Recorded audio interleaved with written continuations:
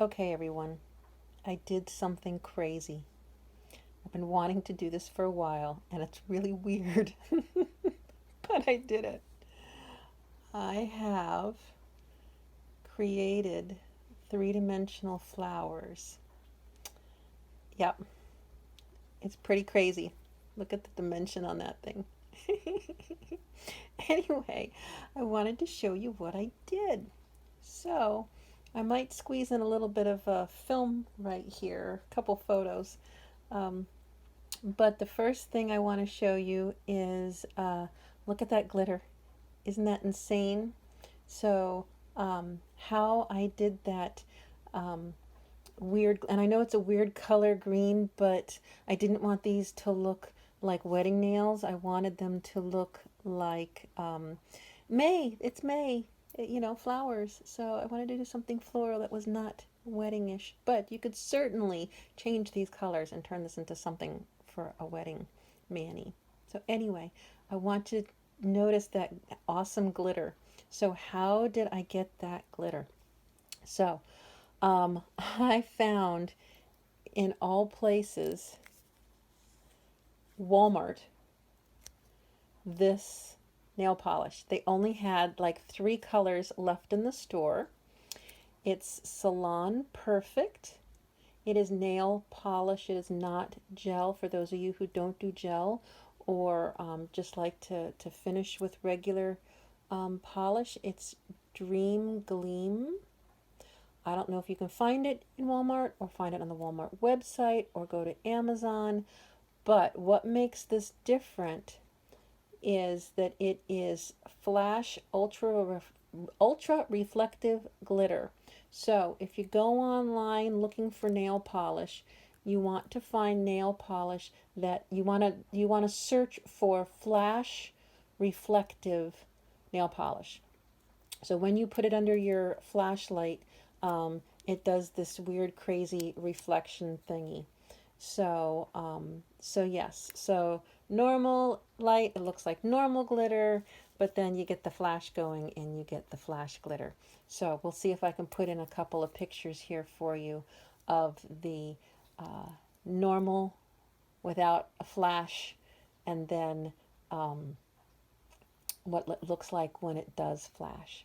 So then, of course, I couldn't stop there. I had to do these flowers, and I purposefully went with something low profile with rounded edges because you can guess that otherwise you're going to pull all your hair and snag everything in this if they were really tall with lots of spiky edges, and you're going to hook them on everything, and I didn't want to do that, so I kept them really soft and rounded. um, but but for starters, let's back this up. The glitter polish. So you may have bought glitter polish in the past and put on your nails and it didn't look anything at all like it did when it came out of the bottle. Because again, this color is like 50 million layers through the course of the bottle. One thin layer, see if I can get the camera to focus down on it. One thin layer is going to look like that on your nails.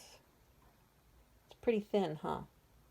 So that's not going to be very effective, and it's going to take you 1,000 layers in order to get this kind of color. So here's how you cheat this.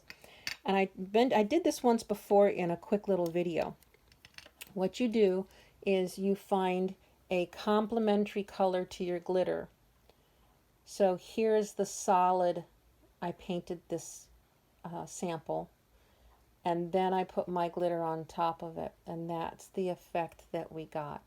So if you really want the look of what's in the bottle, you got to do the same thing. So what I did for my nails is I started with this Essie, and this Essie color is Willow in the Wind. So I painted my nails with Willow in the Wind, and then after that dried, I then went in with a couple of coats of my glitter. And that's how I got this really solid looking glitter out of it. So that's the trick. Nobody tells you that trick, but that's the trick. So go in with something first and then finish with your glitter. Don't just expect that the glitter itself is going to do the whole job. So that was the base coat. Then come the flowers. So I made these flowers by combining my clear acrylic powder with my nail polish. This is a thicker gel polish actually. So this is a gel polish. And combine those two together, and we'll see if maybe I can drop in a little bit of footage of me doing that. I did add in a little bit of another product called a hybrid gel to thicken it up a little. And what I ended up with, which is what's hiding under here, is this consistency here. So once all the mixing was done, I ended up with this. And as you can see, this is pretty thick stuff. Now, the reason why it is not cured is because it, of course, has that gel in it, and the gel requires a UV light. And when I was using this, of course, I was making sure that I didn't get any UV or LED light on it. Because let me tell you, don't paint your nails in front of a window, because when that sun comes around, it will cure your gel in seconds. So I made sure I kept it out of the light until I was ready to harden it, and otherwise just kept it hidden from the light so it would last longer. So, how I made those flowers. I scooped up little bits of that product on a tiny little spatula, and I needed a surface to put it on that A, it would come off of, and B, had a curve to it, because of course your fingernails have a curve to them, and or at least mine do. When you grow your natural, you can see my natural nails, when you grow your natural nails out, they start to develop this curve. And so I needed something that would give me a curve. If your nails are more flat, because you keep them cut shorter all the time, you may not have such a problem finding a curved surface, but for me it was a boba tea straw that was the right size for my nails. So I went ahead and made my flowers on a boba tea straw. So what I had to do was I had to build the flowers one petal at a time on my boba tea straw.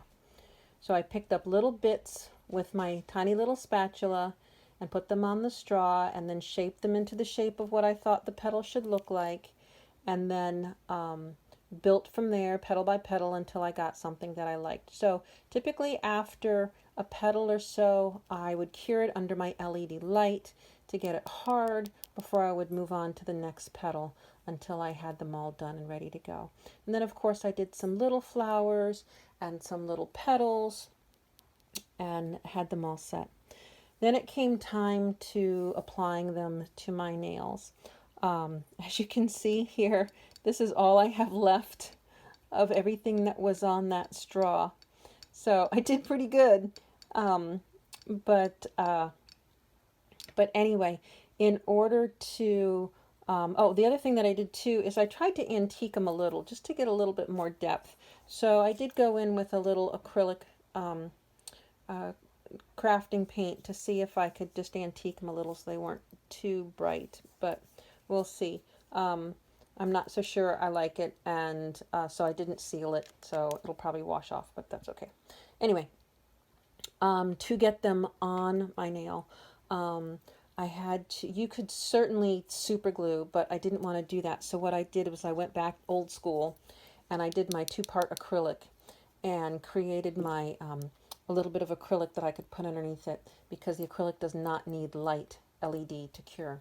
So that's how I applied all of those, and then threw on a couple of rhinestones because I just it needed a little something extra. So anyway, so that's what I did. I know, it's crazy. but we'll see how it goes this week walking around trying to function with these things on my nails. But it was cool. It was a lot of fun. So I just wanted to share before May was done, my May flowers. And I do have another video that I have ready to go that I'll post shortly after this one about doing your own French tips. So anyway, that's it. Bye.